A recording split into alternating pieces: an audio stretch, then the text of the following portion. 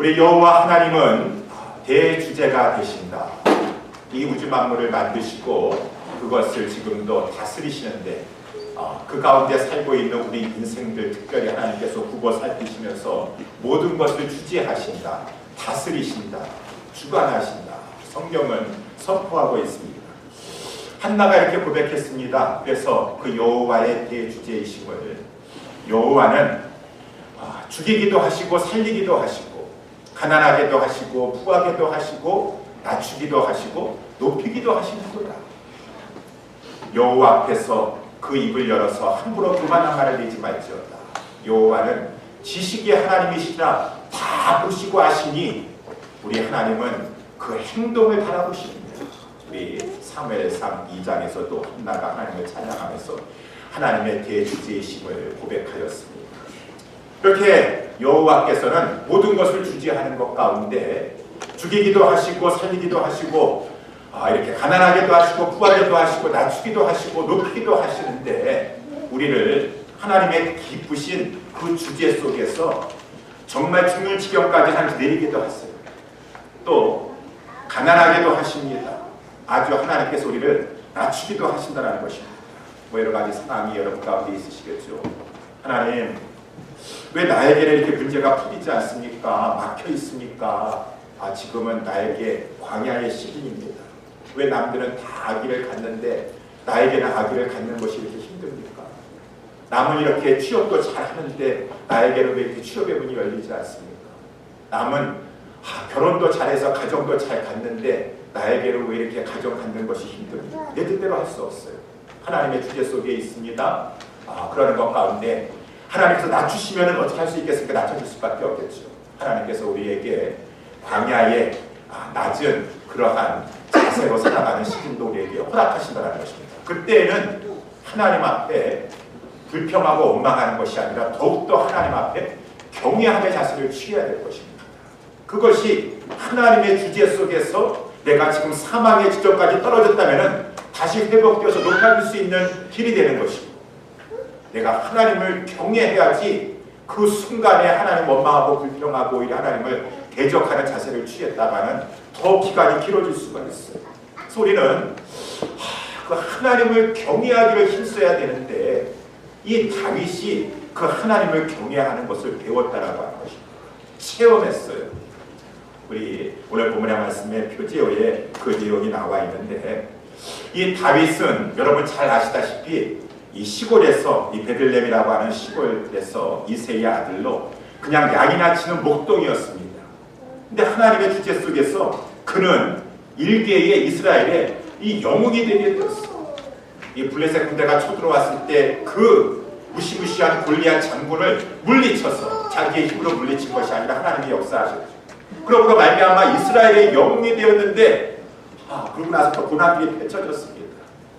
그 철없는 사람들인가요? 그냥 사실대로 얘기한 것뿐인가요? 사울의 죽인 자는 천천히요 다윗의 죽인 자는 만만이로다 라고 하면서 다윗을 높이니까 사울왕이 그 말할 수 없는 시기 질투 속에서 다윗을 막 해하려고 하는 것이, 다윗은 도망 다니다가 더 이상 도망갈 곳이 없어서 어떻게 블레셋 진영까지 도망가게 됐어요.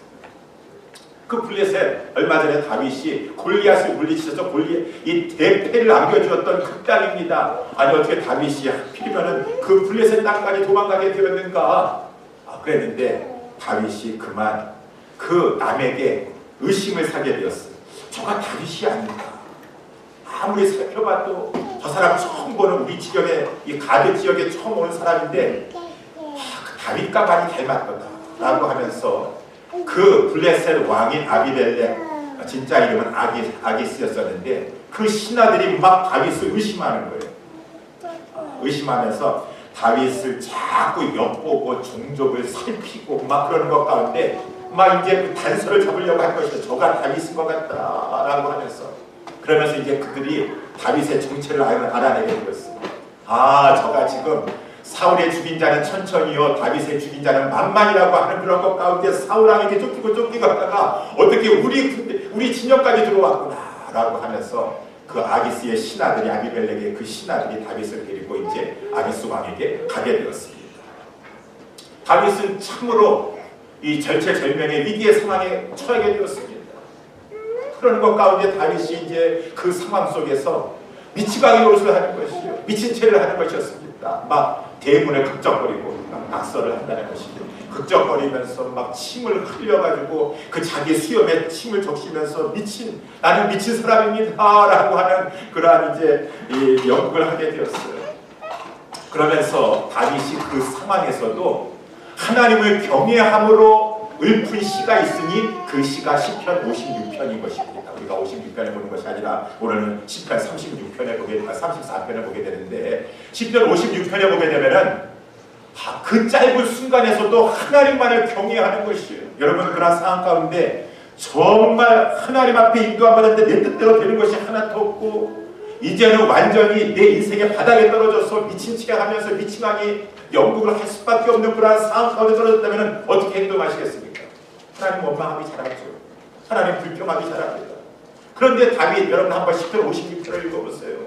구구절절히 하나님 앞에 도와달라고 기도하는데 그 상황 속에서 원망하고 불평하고 노탓하고 하는 것이 하나도 없어요.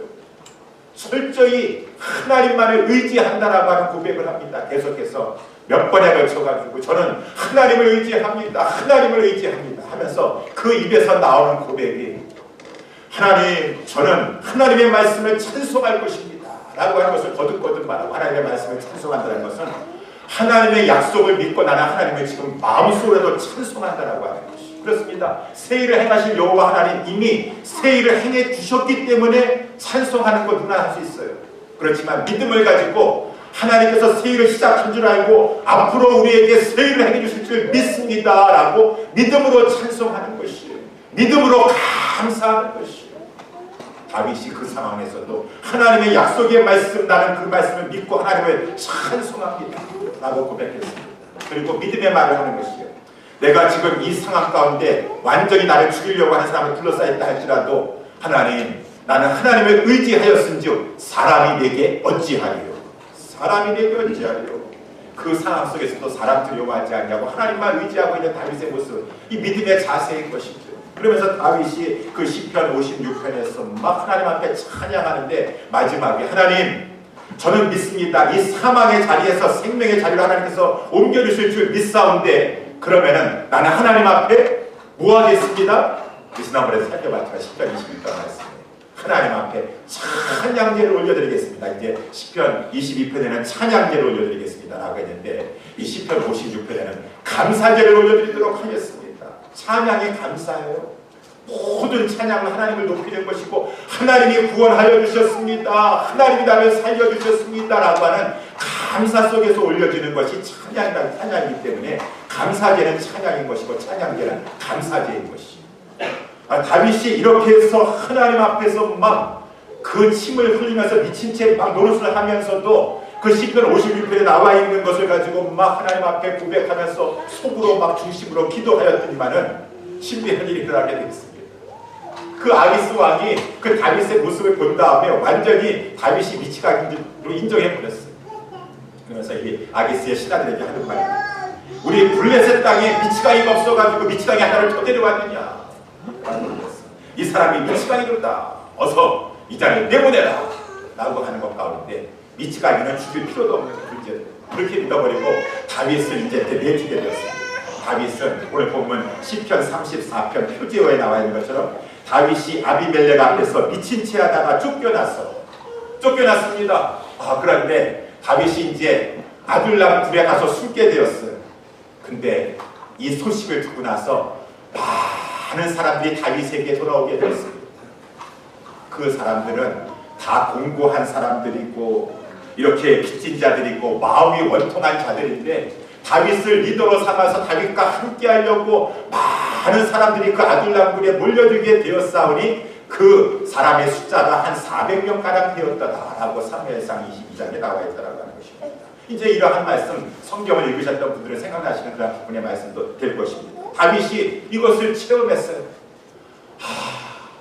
그렇게 인생의 가장 미치가기 지경까지 미친 채 하면서까지 내 생명 보존하려고 하는 그 지경까지 갔지만 내 입술을 통하여서 내가 원망하고 불평하고 하나님 앞에서 죄된 입술 하지 않냐고 건진바되었고 하나님만 경외하는 자세 취했더니 야, 하나님께서 건져주셨구나 라는 것을 체험했어요. 하나님의 살아계심과 하나님의 선하심을 맛보아 알게 되었습니다. 그런 다음에 이제 오늘 본문의 말씀이 이제 9절 말씀이에요.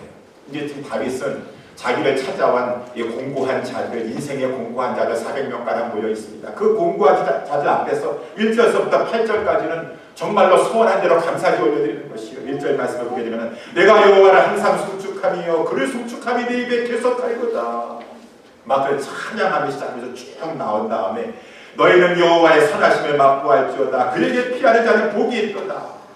오늘 이제 본문의 말씀 9절에 가면서 여러분 성도들아, 여러분들은 여호와를 경외하십시오. 저를 경외하는 자는 부족함이 없습니다. 10절 말씀에 젊은 사자는 궁핍하여 줄일지라도 젊은 사자같이 완전히 우는 사자와 같은 그 악한 무리들이 나를 해한다 할지라도 여호와를 찾는 자에게는 모든 좋은 것으로 부족함이 없도록 하나님 해주십니다. 11절 말씀에 보니까 이제 너희 소자들아, 다윗이 지금 하나님의 말씀을 전하는 자의 입장에 있습니다.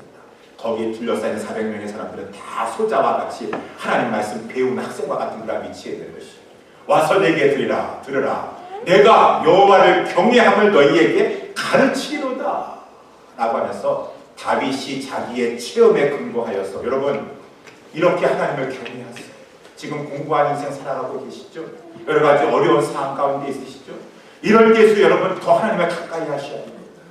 여호와를 경외하셔야 됩니다. 그런데 어떻게 여호와를 경외하는 줄 아십니까? 이론적으로만 여호와 경외한다고 라고만 생각하지 마시고 실질적으로 이렇게 여호와를 경외해야 될 것을 내가 가르쳐 드리도록 하겠습니다 라고 하면서 이제 오늘 보면 12절에서부터 다윗은 이제 여호와를 경외하는 것에 대해서 말씀해 주고 있다는 것입니다. 그래서 여러분 본문의 말씀을 가지고 저도 그렇고 우리 사랑하는 모든 예수 사람께 성도 여러분들도 그렇고 여호와 경외하는 것을 배워야 된다는 것입니다. 우리의 삶 속에서 여호와 경외하는 것을 배워야 돼요. 특별히 여러 가지 인생의 지금 광야 시즌을 통과하고 계시는 분들이 계세요. 여러 가지 힘든 어려운 상황 가운데 계시는 분들 계십니까? 여호와를 경외하는 것이 그 상황을 잘 통과하고 하나님의 은혜 가운데 건지받을 수 있는 비결인 줄 믿으시기 바랍니다. 여호와를 경외하는 것을 배우셔야 돼요. 그러면은 여호와를 경외하라. 어떻게 하는 것이 여호와를 경외하는 것입니까? 오늘 본문의 말씀을 통해서 두 가지 점을 살펴보기를 바랍니다. 첫 번째, 여호와를 경외하라. 언행을 조심하며 여호와를 경외하라 라고 하는 것이 오늘 본문에 특별히 13절 말씀에 보게 되면은 내 혀를 악에서 금하며 내 입술을 괴사한 말에서 금할지어다. 악을 버리고 선을 행하며 화평을 찾아 따를지어다 라고 했어요.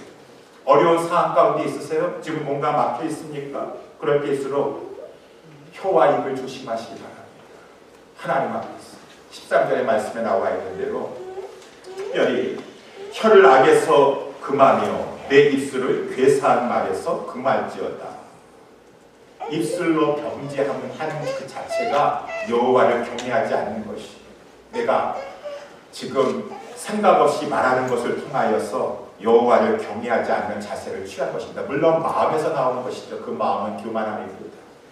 그 마음이 교만하니 입에서 나오는 것이 악을 쏟아내고 있습니다. 비난하는 말을 하고 있습니다. 남을 이간질하는 말을 하고 있습니다. 그 말에서, 그 마음에서 하나님의 그 모든 것이 다 못마땅하고 하니까 원망하는 불평만이 많이 나오고 있는데, 우리 민수기 13장 14장에도 언제까지 저희들의 입에서 나를 멸시하겠느냐 그 말이 것입니다. 그러면은 자기 상황은 풀리지 않습니다. 하나님 앞에서 그 상황, 그 시즌을 잘 통과해야 되는데 그 상황을 벗어나지 못하는 거예요. 그래서 예레미야서 5장 24절 25절에서도 하나님은 이른 비와 늦은 비를 때에 맞게 주시려고 하고, 하나님은 그들을 위하여 추수 기한에 따라서 정한 것을 주시려고 하는데 그들이 그것을 거부한다는 것입니다. 어떻게 거부해요?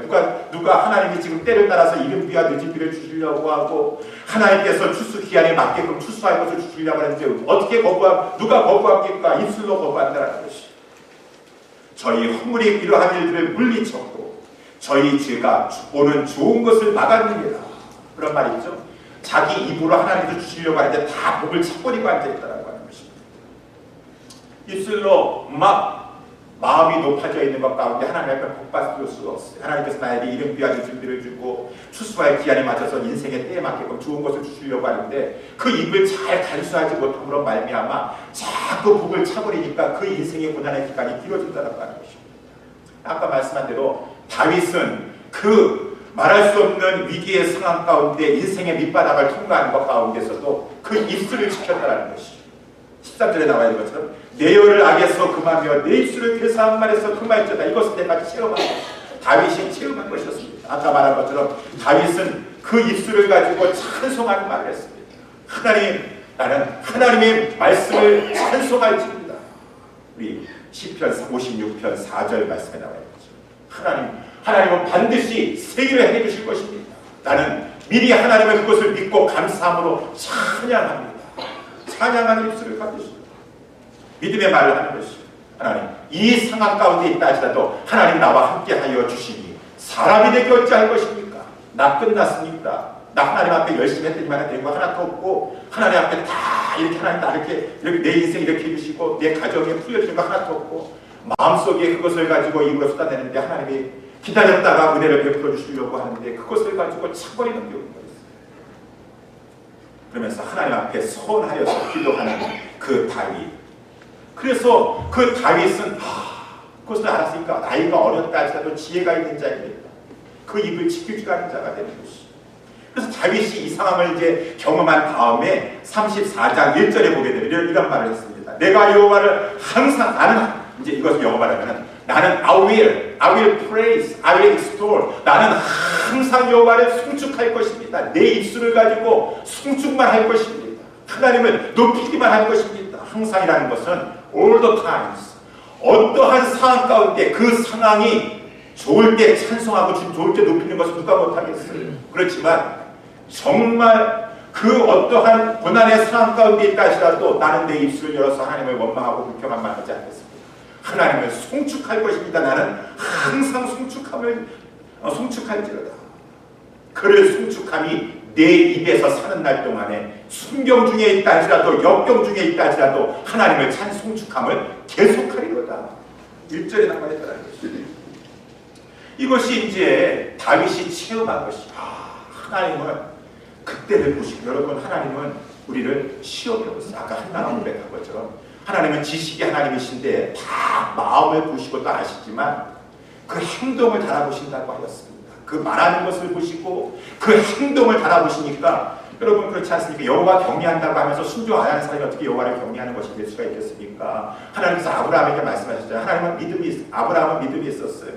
하나님께서 아브라함을 축복해 주시긴 했지만 특별히 하나님께서 그를 또한 행동을 달아보시는 것이에요. 창세기 22장에 보니까 내 독자 이삭이라 할지라도 하나님 앞에 바치라라고 하는 그 말씀 듣고 즉각 순종하는 그것을 보니까 아브라함아 내가 이제 너를 알겠노라. 하나님 다 아시겠어요. 그 마음 보시고 아브라함이 얼마만큼 하나님 사랑하는지 경외하는 것이죠.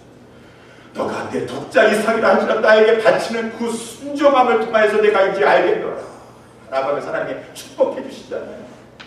축복해 주신다고 하는 것입니다. 그 상황에 우리의 입술과 우리의 행실을 통하여 하나님의 존귀의 무게가 나아가야 된다는 것입니다.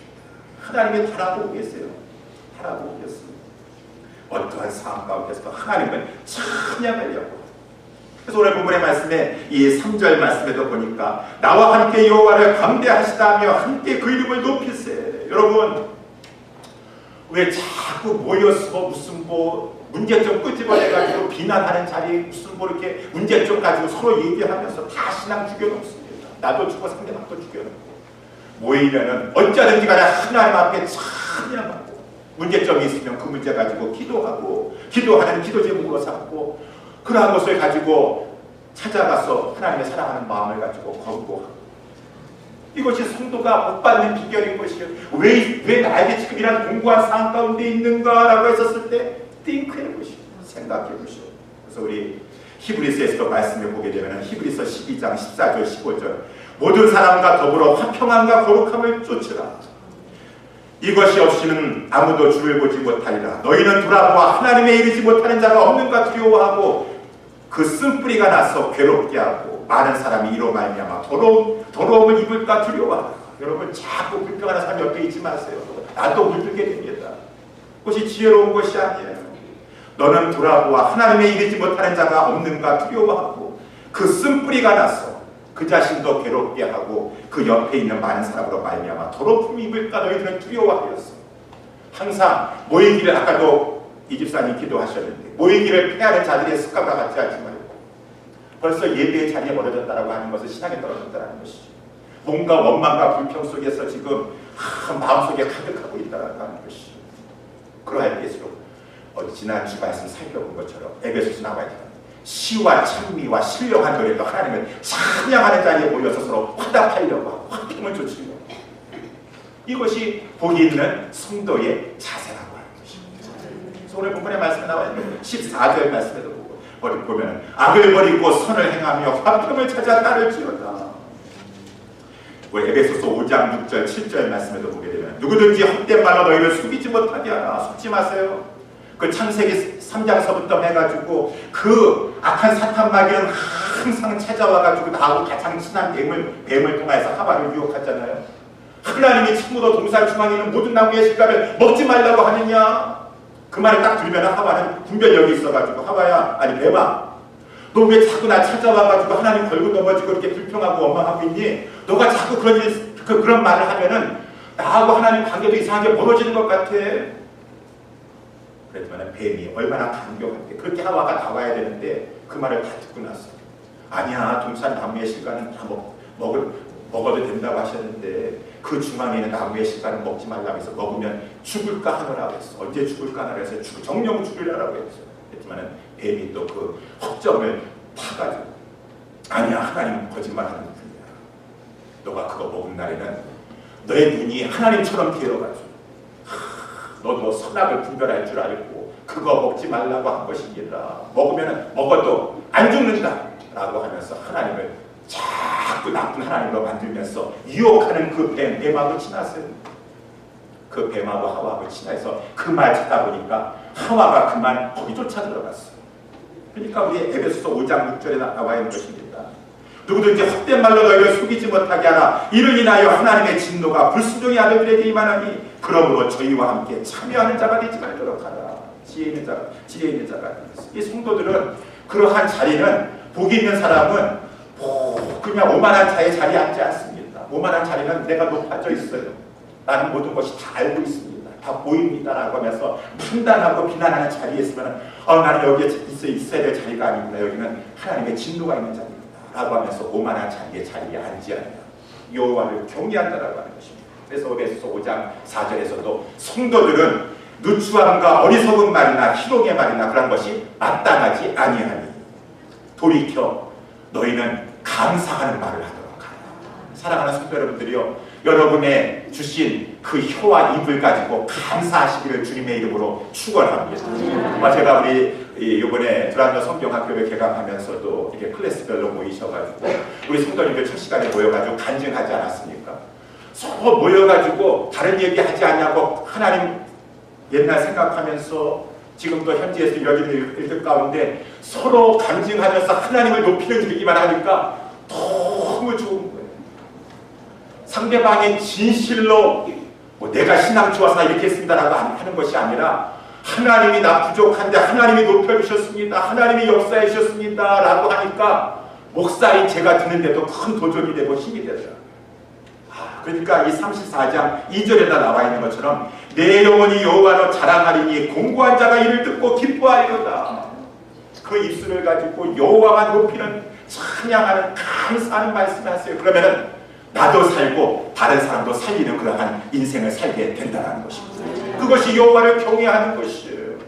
그것이 여호와를 경외하는 것이니 내가 내 입술을 가지고 하나님 앞에서 분별력을 가지고 뱀처럼 강교하여서 모든 것을 잘 꿰뚫어 보고 있어요.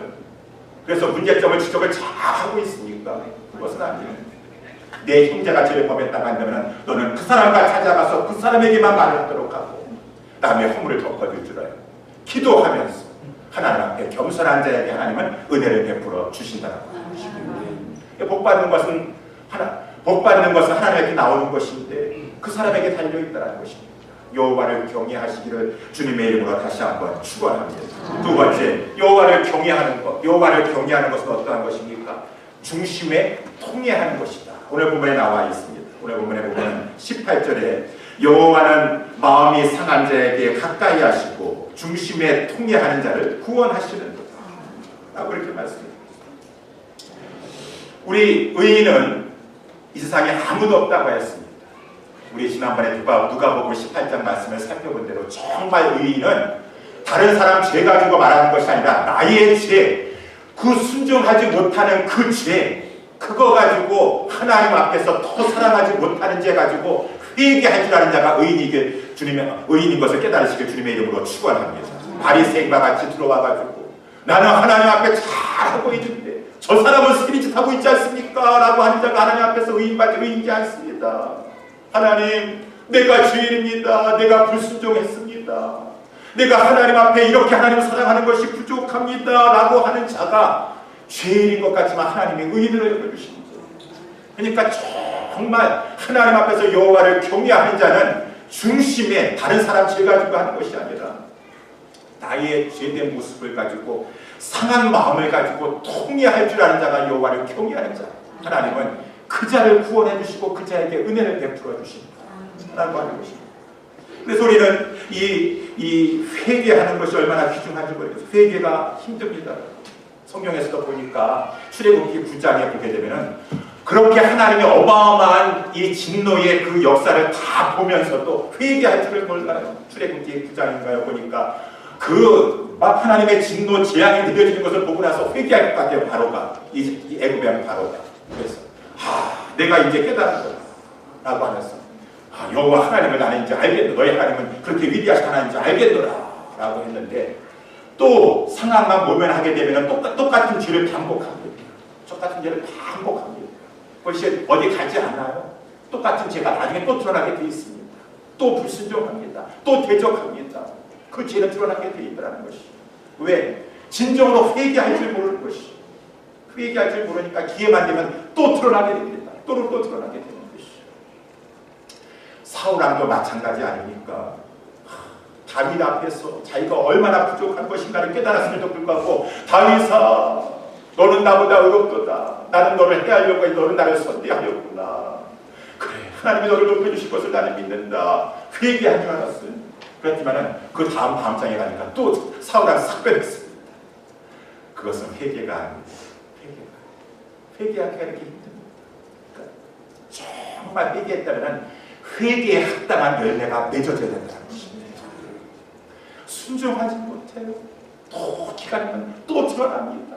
또 그 불순종의 열매를 맺습니다. 불쑥불쑥 드러납니다. 그러니까 철저히 그것을 가지고 정말 여기 나와 있는 것처럼 상한 마음을 가지고 자기를 여기 상한 마음은 브로큰 하시라고 했습니다. 마음이 산산이 부서지는 것 같이 마치 중심에 통해한다는 것을 두들겨 맞는 것 같이 하나님, 이 죄 때문에 그랬습니다. 이 죄를 미워하여야지 진정한 회개가 일어나게 되는데 죄를 미워하지 못해요. 어떻게 보면 솔직히 죄를 사랑합니다. 서로 모여가지고 남 비난하고 정죄하는 거, 우리 같이 집에 모여가지고 식탁에 앉아가지고 얘기 한 번씩 나누는 것이 더 좋아 보여요. 내가 더 똑똑해 보입니다. 내가 더 잘할 수 있을 것 같아요. 다 지혜롭고 현명해가지고. 그러다 보니까 모여가지고 막 얘기를 하고 있는데 그 죄가 얼마나 하나님 앞에서 심각한 자의 죄이고 나로 하여금 하나님 앞에 복을 받지 못하게 가로막고 있는 것인가 라는 그 죄의 심각성을 깨닫지 못하니까 죄를 즐긴다라고 하는 것입니다. 남 미워하는 죄도 은근히 즐기고 남 정죄하는 죄도 은근히 즐기고 성경에서는 분명히 말씀해 주고 있어요. 자기 죄를 숨기는 자는 형통치 못하리니. 우리의 지난 성경 공부 모임 때 또 이사야서 1장 19절에 너희가 아무리 손을 편다 할지라도 받지 못할 것이니라. 왜? 너의 죄 때문에 손에 피가 묻어있기 때문에. 너희가 많이 기도할지라도 내가 너의 기도를 듣지 아니할 것이니라. 왜? 너의 손에 피가 묻어있기 때문에. 입술로 범죄하고 막 그러면서도 기도를 많이 한다고 하는데 하나님께서 이사야서에서 분명히 말씀해 주었는데 그 여호와를 경외함으로 상한 마음을 가지고 자기 죄를 철저히 회개해서 그 죄를 끊어버리지 아니하니 시편 66편 18절에도 내가 내 마음에 죄악을 품면 주께서는 듣지 아니하시리로다. 이 시편 기자가 알았어요. 하나님은 무조건 그냥 다 기도 들어주시는 것이 아니라 내가 내 마음속에 죄악을 품으면 주께서는 듣지 아니하시리로다. 그래서 정말 성령의 사람은 어떠한 사람인가? 내 자신의 죄에 대해서 민감한 사람인 것입니다. 지난 주간에 우리 여러분 아시는지 모르겠는데 조이 도슨이라고 하는 여자분이 계세요. 그분은 굉장히 성령의 사람입니다. 성령에 이렇게 우리 은사가 많으시고 그러한 것 가운데 사역하시는 그러한 분들은 아주 죄에게 민감합니다. 우리 모두 다 그래야 되겠지만 이분도 예수 전도단 소속이 아주 유명하신 분이에요. 막 이 부흥기 때 다니시고 이렇게 중보기도의 용사이신 조이 도슨 여사. 근데 이분이 쓰신 하나님을 경외하는 마음이라고 하는 책자에 나와 있는데 여러 가지 많은 케이스의 사례들이 나와 있습니다. 본인 케이스도 있고 다른 케이스도 있고. 본인 케이스도 있는 거예요. 나는 사역을 하는데 오늘도 어떤 여인이 찾아와가지고 그 분과 상담을 하였습니다. 상담을 하면은 나는 주의 종이기 때문에 하나님의 성령이 지혜가 내 안에서 흘러 넘쳐야 될 것입니다. 그런데 어떨 때에는 막 하나님 나를 도와주시지 않으면 성령의 지혜와 이 지식이 내 가운데 흘러 넘치지 않습니다. 메말라 있습니다. 딱하게 굳어져 있습니다. 그럴 때는 이 조이 도슨 여사는 금방 무릎 꿇고 하나님 앞에 막 기도한다는 것이죠. 그래서 어느 날인가 또 어떤 여자분이 찾아왔는데 하나님께서 자기를 막 사용하지 않으신다는 것을 느낄 수가 있었어요. 성령이 지금 부어지지 않고 있습니다. 이 조이 도슨 여사가 딱 그분을 낚여놓고서 자기 사무실 들어가서 무릎 꿇고 기도했대요. 하나님, 내가 지금 하나님의 성령이 나와 함께하고 계시지 않는다는 것을 느껴지게 되는데 내가 지금 범한 죄가 무엇입니까? 라고 하면서 막 하나님 앞에 애원하면서 막 기도를 했는데 딱 하나님께서 생각나게 해주시고 오늘 아침에 그 남편하고 이렇게 오면서 얘기를 했는데 그 남편하고 얘기하면서 부흥 집회 기간 중에 강사를 가지고 막 입을 가지고 막 강사를 얻었고 막 하면서 그 얘기한 것을 하나님께서 딱 보여주시더래요. 우리 그런 일 많이 하고 있지 않습니까? 딱 그 순간에 그것을 보여주면서 이 조이 도슨 여사는 하나님이 그거 기뻐하지 않으셨구나. 그거 기뻐하지 않으셨구나. 그 자리에 탑사로 들어가가지고 하나님 앞에 철저히 회개하면서 애원하면서 하나님 성령이 떠나가시면 나는 아무것도 할 수 없습니다. 간절히 기도하면서는 나왔더니만 다시 하나님께서 자기에게 성령의 지혜와 이 지식에 이 풍성하게 해주셔서 그 영혼을 위로하게 하여 주셨다. 또 병신도도 그런 간증이 있더라고요. 어떤 분도 그 집회에 참여를 하게 되었었는데 갑자기 이 성령의 사람은 민감한 것 같습니다. 밤에 자는데 막 척추가 아프고 막 머리가 아프고 막 그러더라고요. 물론 여러 가지 사정상 병이 생길 수도 있지만 성령에 민감한 사람들은 뭐가 아팠다면 먼저 하나님 앞에 회개할 것보다 찾아보는 것이죠. 그래서 그분도 밤에 일어나가지고 하나님 무릎 꿇고서 하나님 혹시라도 제가 뭔가를 잘못한 게 있기 때문에 이러한 병이 온 것이 아니겠습니까? 라고 하면서 하나님 앞에 막 기도를 했는데 그분도 마찬가지였어요. 그 집회 중에 어떠한 강사를 놓고서는 막 자기가 입을 열어가지고 이렇게 지나가는 말이라 할지라도 이렇게 험담을 하고 주변 사람들에게 얘기를 했었는데 그것을 하나님께서 딱 기억나게 하시는 것이죠. 그분이 그 밤에 일어나서 철저히 회개를 했대요. 그럼에도 불구하고 이 척추는 나았는데 그 다음날 일어나 보니까 머리가 계속 아픈 것이죠. 하나님 또 무슨 잘못이 있습니까? 라고 하면서 하나님 앞에 기도했는데 하나님께서 말씀하시기를 너 찾아가서 사과하라. 그 사람 찾아가서 사과하라. 그래서 이분이 전화를 걸었대요. 그 부흥 집회 기간 동안에. 그 부흥 강사님을 좀 만날 수 있겠습니까? 지금 함부로 만날 수 없습니다. 그러면 그 사모님이라도 만나게 했어요. 찾아가가지고 철저히 자기 죄를 회개하면서 용서를 구했더니만은 자기의 두통도 사라졌다라고 하는 그런 내용의 글들이 거기에 이렇게 실려 있는 것을 읽어보게 되었습니다. 여러분, 하나님은 그렇게 하시면서까지라도 회개하게 하신다는 것이죠. 죄는 우리를 망하게 하는 것이. 하나님으로부터 오면 좋은 것이 뭐라고 해서 성령을 선물로 주시지 않겠느냐. 지금 죄를 가지고 하나님이 부어주시는 좋은 것을 막고 있기 때문에 좋은 것을 갖지 못하는 것이. 그래서 우리 성경 말씀에서도 나와 있지 않습니까? 잠언서 28장 13절에 자기의 죄를 숨기는 자는 형통하지 못하나. 그렇기 때문에 죄를 자복하고 버리는 자는 불쌍히 여김을 받으리라. 불쌍히. 그래도 너무 감사한 것은 우리는 이렇게 죄를 자주 지으면서도 너무나 감사한 것은 우리 주님은 은혜의 주님이십니다. 히브리서 4장 우리 말씀을 암송하기도 하고 이렇게 배우고 있지만 우리에게 있는 대제사장은 우리의 연약함을 채울하지 아니하신 자가 아니고 우리와 한결같이 시험을 받으셨지만 그분은 죄가 없으신 분이십니다. 죄가 없으신 분이기 때문에 죄의 실체를 꿰뚫고 알고 있어요. 그 죄로 말미암아 그 영혼이 얼마나 피폐된 삶을 살아가고 있는 것을 누구보다도 불쌍히 여기시는 분이시기 때문에 우리가 그 은혜의 보좌 앞에 다 한데에 나아갔어요. 하나님 앞에 진정한 낮은 마음 가지고 회개하고 자복하며 우리 주님은 우리를 불쌍히 여겨 주시사 우리를 깨끗하게 하여 주시고 모든 불의에서 우리를 건져 주실 것입니다. 진정으로 회개하시고 여러분, 그렇기 때문에 그 보좌는 우리 주님은 은혜의 주님이시고 은혜의 보좌이신 것입니다.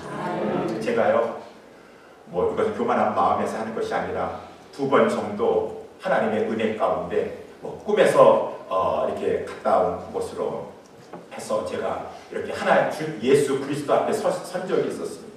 2번 딱 있었습니다. 주님의 보좌 앞에 똑같은 상황이었었어요. 주님의 보좌 앞에 섰는데 얼마나 그 주님의 보좌 앞에 그 빛이 찬란하고 영광스러운지 많이 몰랐어요.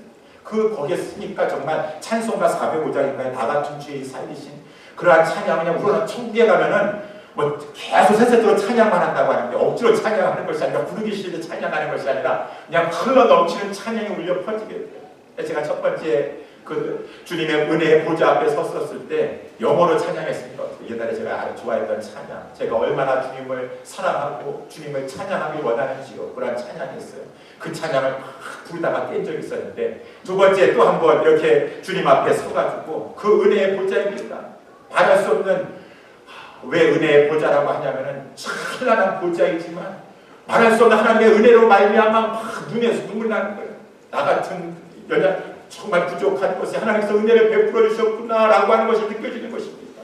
막 눈물에서 하나님을 찬양했는데 그 찬양이 저는 잘 모르는 찬양이었었는데 만유의 주제 존귀하신 예수, 인자가 되신 하나님, 나 사모하여 영원히 섬길 내 영광 되신 주로다라고 하는 찬송이었어요. 그 찬양을 막 보좌 앞에서 부르고 하다가 눈물이 막 하염없이 흘러넘쳤는데 왜 너무나 감사하였어요.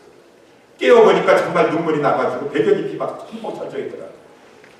너무 신기하다라고 해서 제가 일어난 다음에 그 찬양을 기억하려고 아무것도 기억이 안 나는데 첫 소절만 생각이 나는 거예요. 만유의 주제, 만유의 주제. 나중에 찬송가를 보니까 만유로 시작하는 것이 딱 두 번 되겠다. 보니까 찬송가 48장에 만유의 주제가 되는 것이, 그것이 우리 예수사랑교회에서도 그렇고 이렇게 하나님 앞에 임재 속으로 처음 들어갈 때 이게 우리 반주장님이 반주하는 것입니다.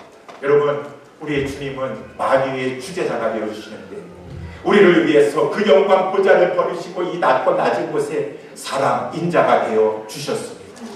왜? 우리 죄를 위하여서. 그 죄는 하나님으로부터 오는 좋은 것 다 놓쳐버리게 하는 것입니다. 저 영원한 지옥에 갈 수밖에 없는 것이에요. 근데 우리 주님이 인자가 되어주셔서 우리를 위해서 십자가에 죽어주시고 아낌없이 우리 위해서 모든 것을 다 주심으로 말미암아 이제 우리가 하나님 앞에 담대히 나아갈 수 있는 새롭고 상기를 열어 주셨습니다. 하나님 우리에게 큰 은혜의 보좌를 은혜를 베풀어 주셨는데 우리는 어떻게 되겠습니까? 이 땅에 살아가는 동안에 물론 연약해요. 그렇지만 주님은 우리의 연약함도 치유하셨다고 했습니다. 우리의 마음은 늘 죄를 심각하게 미워하고 이 죄 때문에 주님이 하늘 영광 보좌를 버리시고 인간이 되셨구나, 아니 십자가에 죽으셨구나, 그런데 내가 이 죄를 살아간단 말이야. 하나님이 기뻐하지 않은 말씀에 명백하게 나와 있는데 모여가지고 비난하기나 좋아하고 하나님 말씀이라 하더라도 불순종하기를 심상치 여기 그걸 가볍게 여기고 그 죄 때문에 우리 주님이 십자가에서 죽으시고 하나님은 아낌없이 독생자 예수 그리스도를 나를 위해서 그 십자가에 내어주셨는데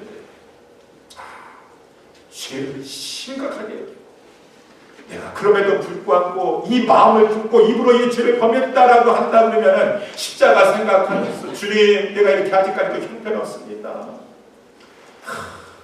이 죄를 즐거워하고 있습니다. 죄를 사랑하고 있습니다. 죄악중에 잉태돼가지고 죄를 사랑하는 일만하게 뿌리가 되는데 내가 하나님 앞에 이렇게 이런 거 사랑하고 하나님 앞에 죄를 애통할 줄 알고 통회하고 자복하는 자, 하나님은 그를 의인이라고 여겨주셨어. 의인이라고 여겨주셨어. 그 자의 기도를 들어주시는 것이 오늘 본문에도 보니까 15절에 보면 하나님은 의인의 기도를 들어주십니다. 여호와의 눈은 의인을 향하시고 그 귀는 저희 부르짖음에 기울이시는도다. 여호와의 얼굴은 행악하는 자를 대하사 저희 잔치를 땅에서 끊으려 하시는도다. 의인이 외침에 여호와께서 들으시고 저희 모든 환난에서 건지셨도다. 그러므로 여러분, 여호와는 의인을 누구라고 여기신가? 마음이 상하고 상한 자, 중심에 통회하는 자를 의인으로 여기시면서 우리 주님은 그 자를 기도를 들어주시고 구원해 주십니다. 의인은 이 세상에 살아가는 동안에 고난은 많으나 여호와께서 그 모든 고난에서 건지시고 살아가는 동안에 여러 가지 많은 공격과 여러 가지 많은 그 침해를 당한다 할지라도 하나님께서 그 뼈를 보호해 주십니다. 그 중에 하나도 꺾이지 않도록 하는 것입니다. 오히려 악을 가볍게 여기는 그 사람, 21절에 보니까 악이 악인을 죽일 것이라 죄로 말미암아 형통치 못하게 되는 것이, 악이 악인을 죽일 것이라 의인을 미워하는 자는 죄를 받으리 거다. 사랑하는 성도 여러분, 우리 하나님 앞에서 오늘 말씀을 받았습니다. 어떠한 것이 하나님을 경외하는 것입니까? 오늘 말씀에 근거하겠습니다. 이 입술 가지고, 이 말을 가지고 우리 늘 감사하는 말, 주님을 찬양하는 말을 합시다. 그것이 나를 살리고 공동체의 확평을 가져오는 것입니다. 축복의 통로가 되는 것입니다. 그리고 혹여라도 우리가 연약하여서 실수했다고 한다면 그 죄를 가볍게 여기지 말고 철저히 회개하러 가야 주님 내 기도 들어주셔야 되지 않겠습니까? 주님 앞에 우리가 기도하는 그 기도가 산달되고 주님의 도우심을 받아서 때를 따라서 돕는 하나님의 은혜 속에서 우리 여러 가지 막혔던 것들이 풀려지는 그런 은혜 가운데 복된 삶 살아가실 수 있는 저와 여러분 다 될 수 있게 되기를 주님의 이름으로 축원합니다. 우리 같이 한번 기도하도록 하겠습니다. 오늘 말씀을